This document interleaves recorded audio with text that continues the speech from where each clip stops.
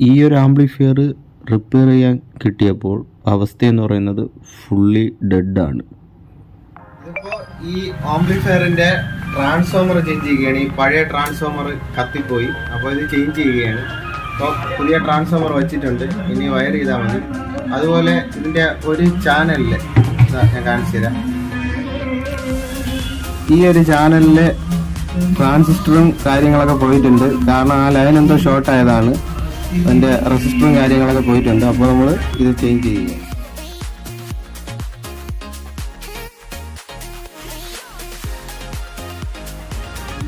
ഈ ഒരു channel full നമ്മുടെ ട്രാൻസിസ്റ്ററിൻ്റെ വയറിങ് മൊത്തം കഴിഞ്ഞു പോയി. അതുപോലെ ആ സ്പീക്കർ ലൈനിൻ്റെ വയറിങ് ചെയ്തു, അതും ഈ ലൈൻ കത്തിപ്പോയി. അപ്പോൾ ഇത് നമ്മൾ റീപ്ലേസ് ചെയ്യണം. ട്രാൻസിസ്റ്ററും പോയിട്ടുണ്ട്. ഈ ട്രാൻസിസ്റ്ററും 2 മാറ്റണം.